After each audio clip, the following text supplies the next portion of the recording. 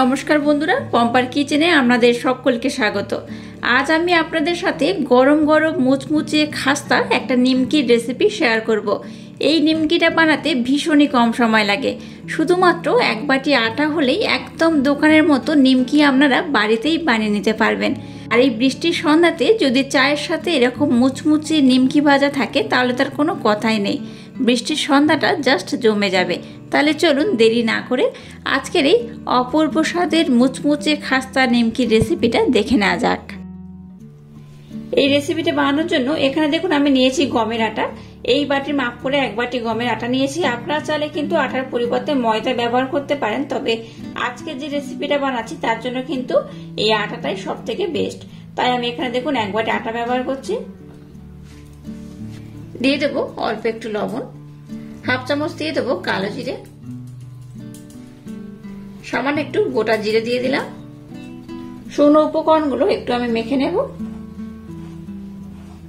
ময়মের জন্য দিয়ে দেবো সাদা তেল, খুব বেশি নয়, 2 চামচের মতো দিলেই হবে। আবারও সমস্ত উপকরণ খুব ভালোভাবে মেখে নেব। আর এটাকে কিন্তু খুব ভালোভাবে ময়ম করতে হবে। খুব বেশি তেল এখানে দেবেন না, 2 চামচের মতো তেল দিলেই হবে। এবার এটাকে ডলে ডলে খুব সুন্দর করে কিন্তু মাখাতে হবে। তেলটা যাতে সম্পূর্ণ আটার মধ্যে খুব ভালোভাবে মিক্সড হয় সেইভাবে কিন্তু এটাকে মাখাতে হবে এইভাবে। আচ্ছা, আপনারা চাইলে কিন্তু তেলের পরিবর্তে এখানে ঘি ব্যবহার করতে পারেন, তবে এখানে কিন্তু ঘি ব্যবহার করলে হবে না।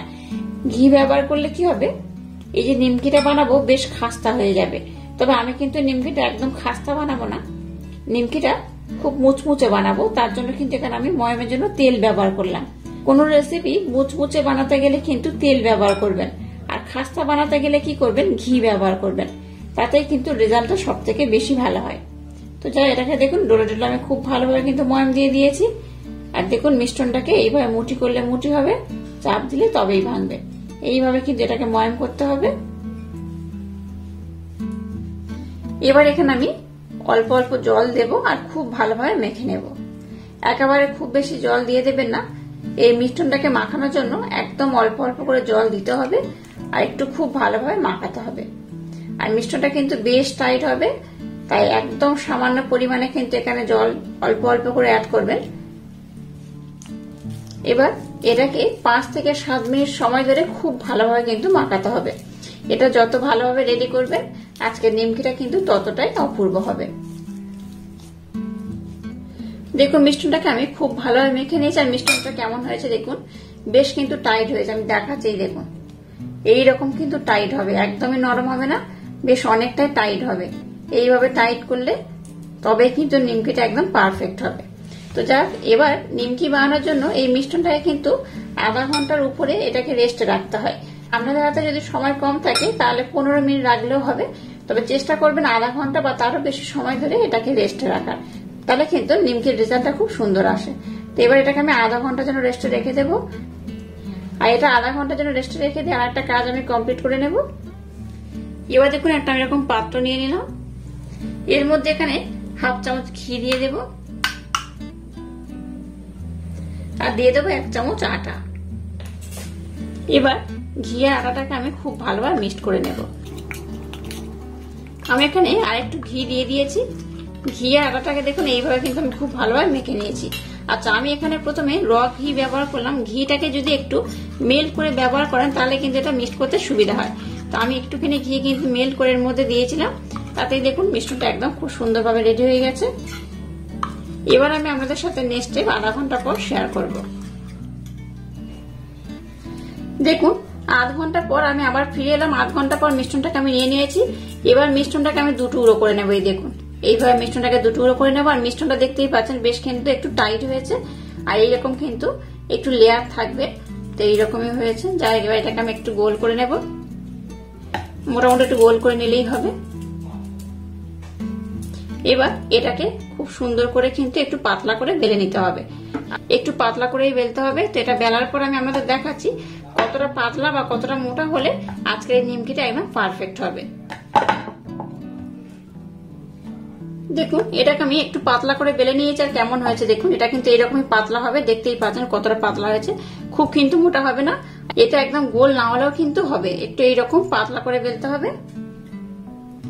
এবার দেখুন ঘি আর আটা দিয়ে যে মিশ্রণটাকে বানিয়েছিলাম সেটা নিয়ে নিয়েছি। উপর থেকে আমি একটু এইভাবে দিয়ে দেব।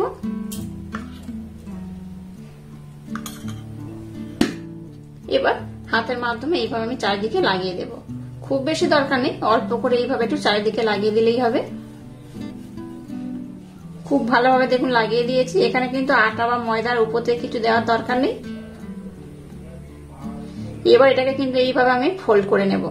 একদম কিন্তু সরু সরু করে এইভাবে ফোল্ড করতে হবে, খুব বেশি মোটা করা যাবে না। এরকম খুব সুন্দর করে এটাকে ফোল্ড করে নিতে হবে। এই দেখুন কত সুন্দর করে এটা ফোল্ড করে নিয়েছি।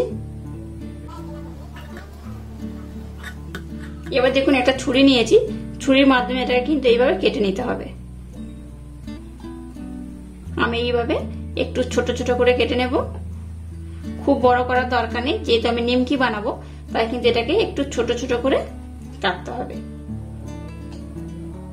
এই দেখুন কতটা ছোট করেছি দেখে বুঝতেই পারছেন, আর কতটা লেয়ার হয়েছে দেখুন। প্রত্যেকটা দেখাচ্ছে দেখুন কত সুন্দর হয়েছে। এইভাবে কিন্তু প্রত্যেকটার মধ্যে লেয়ার থাকবে, আর এগুলো কিন্তু ভীষণ সুন্দর দেখতে হয় আর খেতে কিন্তু খুব মজাদার হয়। এইভাবে দেখুন সবগুলোকে আমি বানিয়ে নেব। প্রথমে তো আমি একটা আপনাদের দেখিয়ে দিচ্ছি, বাকি মিশ্রণ দিয়ে এইভাবে কিন্তু আমি একইভাবে বানিয়ে নেব। তো একটাকে আমি প্রথমে দেখিয়ে দেব কিভাবে বানাতে হবে। এই দেখুন এটাকে নিয়ে নিয়েছি। এবার এটাকে এই হাতে তালুর মাধ্যমে এইভাবে কিন্তু একটু চাপ দিয়ে একটু চাপটা করে নিতে হবে। এই দেখুন একটু চাপটা করে নিলাম। এবার এটাকে আবারও বেলে নেব এইভাবে।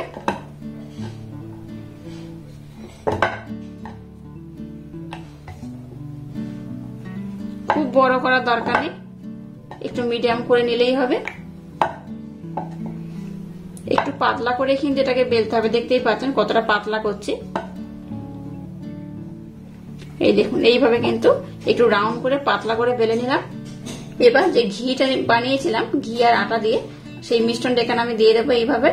খুব বেশি নয়, অল্প করে দিলেই হবে। এবার এটাকে কিন্তু এইভাবে ফোল্ড করতে হবে। এই হাত দিয়ে কিন্তু এর উপর আর পোর্শনটা দেবেন না, জাস্ট একবারই দেবেন, নতুবা এটা যখন ভাজবো সম্পূর্ণ কিন্তু খুলে যাবে। এইভাবে একটু চাপ দিয়ে আমি বসিয়ে দেব। এবার এটাকে এইভাবে মুড়ে নেব। এই আমুলটা কিন্তু আমি ব্যবহার করছি না, জাস্ট একবারই ব্যবহার করলাম। এবার একটু এইভাবে আমি হাতের মাধ্যমে চাপ দিয়ে নেব।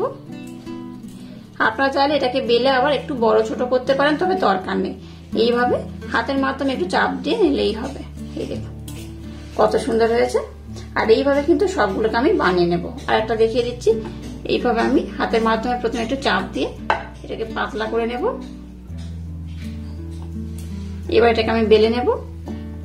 একটু ছোট বড় হলে অসুবিধা নেই। আর নিমকি সাধারণত বাচ্চা থেকে বড় সবাই ভীষণ পছন্দ করে, আর বাচ্চারা কিন্তু খুবই পছন্দ করে।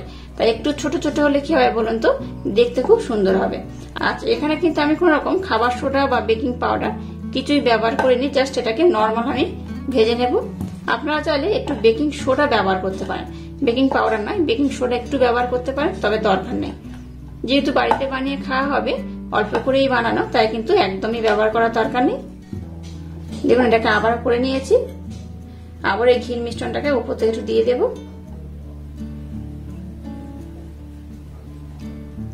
আবার এটাকে আমি ফোল্ড করে নেব।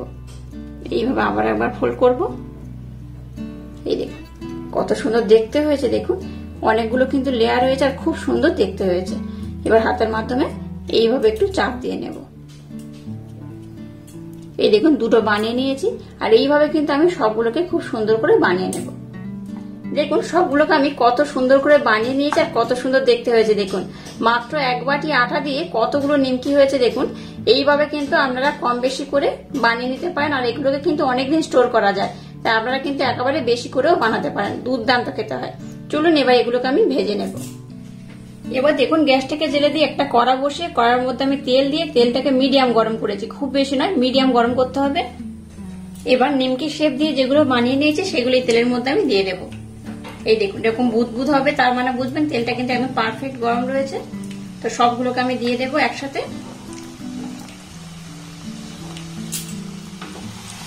গ্যাসের ফ্লেমটাকে একদম লো রেখে এবার এগুলোকে আমি একটু ভেজে নেব। দেখুন এগুলো কিন্তু বেশ ফুলে যায়, খুব সুন্দর দেখতে হয়, দেখতে তো সুন্দর হয়, খেতেও কিন্তু খুব সুন্দর হয়। দেখুন অটোমেটিক কিন্তু এগুলো তেলের উপরে ভেসে উঠছে, এই দেখুন অটোমেটিক এইভাবে কিন্তু তেলের উপরে ভেসে উঠবে।